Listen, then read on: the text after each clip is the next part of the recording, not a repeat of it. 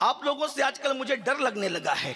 हाँ, इसलिए कि मैं कहता कुछ हूं, तुम आगे बढ़ाते कुछ हो। हाँ, दूसरों की बात बयान करूं, तंजियां कहूं तो भी कहते हैं अमीनुल कादरी ने कहा। और अब तो हाल ये हो गया है कि मीर तकी मीर का शेर मुझे याद आता है कि पत्ता पत्ता बूटा बूटा हाल हमारा जाने हैं, जाने ना जाने गुल ही ना जाने बाग तो सारा जाने। सारी दुनिया जान रही कि हम कौन है। अरे जिक्र अहले बैत करने पर लोग तो मुझे राफजी कहते हैं और लोग मेरी क्लिपें काट करके मुझे यजीदी कहते हैं। मुझे हैरानी है, हैरत है मुझे इस पर कि कह दिया कि यजीद का क्या कसूर। मैंने कहा तंजन भी तो कोई बात कही जाती है, तंज को भी मुझ पे जोड़ दोगे, मुझे गालियां दोगे उस पे।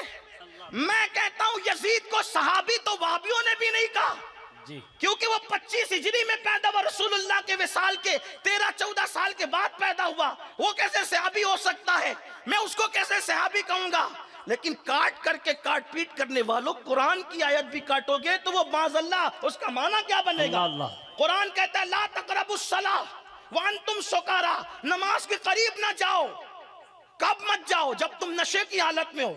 अब मैंने ये पढ़ दिया नमाज के करीब ना जाओ का, देखो अमीनुल कादरी ने मसलक बदल दिया, कहता है नमाज के करीब ना जाओ। अब तक तो खूब शोहरत हासिल करता रहा कि नमाज पढ़ो नमाज पढ़ो, अब कहता है नमाज ना पढ़ो। अस्तगफिरुल्लाह। आधी बात काटोगे तो आयत का भी गलत मफहूम निकालोगे, इसलिए आधी बातें ना काटो और अल्लाह अकबर हमें ताना ना दो, इसलिए कि किली पे काट के हमें बदनाम करने वालों, एक अल्लाह के वली सरकारे रिज़्कुल्लाह शाह के कदमों में बैठ के ये बात कहता हूँ, कयामत कायम होगी, अल्लाह रसूल की अदालत में तुम भी जाओगे, अल्लाह रसूल की अदालत में हम भी खड़े होंगे और वहां पता चलेगा यजीदी कौन है, हुसैनी कौन। नारे तकबीर, नारे रिसालत, आशिके इमाम हुसैन, आशिके ताजदारे करबला, आशिके खानदान अहले बैत। मुझे उस कौम से सनद चाहिए अहले बैत की मोहब्बत की। तुम कौन हो सनद देने वाले? जिसके सीने में मेरी मां, मेरे दिल में, जिसके लिए मेरे दिल में मोहब्बत का चिराग रोशन है, वो हसन भी जानते हैं, वो हुसैन भी जानते हैं, वो फातिमा भी जानती है, वो अली भी जानते हैं। मुझे तुम जैसों से सनद की जरूरत नहीं, तुम्हारी सनद को जूते की नोक पे रखते। सुनो, अच्छी तरह सुनो, मैं ये सब बातें करने का आदी नहीं, लेकिन आज मेरे एक बुजुर्ग ने मुझसे कहा कि कोडीनार शरीफ जा रहा है, थोड़ा बात बातें करना। मेरे बुजुर्ग ने कहा, और अगर कोई मुझे यजीदी कहता है तो मैं उसको मोबाइल का चैलेंज करता हूं, सर पे कुरान रख और रिज़्कुल्लाह शाह की मजार पे हाथ रख और फिर बोल कि जो इस सच्चे हुसैनी को यजीदी कह रहा है, खुदा उस पर लानत करे और सारे फरिश्ते उस पे लानत करे।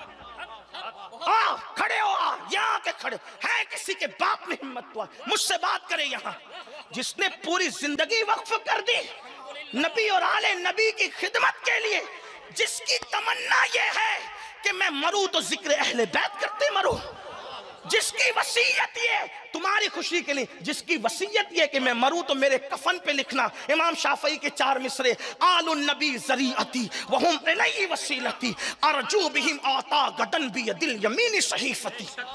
ये 4 मिसरे मैंने वसीयत कर रखी, अल्लाह की कसम कहता कि मुझे अपनी तकरीरों पे नाज नहीं, मैं कोई सुखंदा नहीं, मुझे नमाज रोजों पे नाज नहीं, मुझे नाज है तो शाफई की तरह निस्बत आले मोहम्मद पर नाज। और मैं किसी खुशी के लिए नहीं कहता, क्योंकि तकरीर मेरा धंधा नहीं है। लोग उसको मत बुलाओ, मैंने कहा शौक से ना बुलाओ, मुझे क्या कमी है, मेरे आकाओं के दर से मैं नवाजा गया। ना बुलाने ना बुलाओ, वैसे ही मेरे पास अल्हम्दुलिल्लाह बड़ी बात नहीं करता, वक्त ही नहीं, मुझे घर रहने वक्त नहीं है। मेरी छोटी बच्ची 3 साल की है, उसकी माँ से कहती है अब्बा आकर के चले जाते, हमें टाइम नहीं देते, मेरे पास कहाँ वक्त है। आप कहते ना बुलाओ ना बुलाओ, ये मुझे हुक्म था मेरे बुजुर्ग का, इसलिए मैंने कहा। अच्छा, जो मैंने तो तंजन कहा था, लेकिन उसको मेरे सर जड़ा। मैं कहता हूं आओ इस पे मुबाहला करो, कौन हुसैनी कौन यजीदी उस पे। हालांकि मैं अल्लू चल्लू आलू चालू के सामने, पप्पू चप्पू के सामने तकरीर नहीं कर रहा था। मैं उस्ताजुल उलमा गजाली जमा, गजाली दौरा, अली का बेटा हजरत अल्लामा गुलाम गौस अलवी के सामने तकरीर कर रहा था। वहां पर उलमा मशाइख कम नहीं थे, सादात कम नहीं थे। तुम्हें समझ आई, उनको नहीं आई। बल्कि हुजूर अलवी साहब से मैंने कहा कि आप खिताब करेगा, मेरा पूरा वक्त मैं तुझे देता। वाह वाह वाह, ये मौजूद थे, अल्लामा मौजूद थे।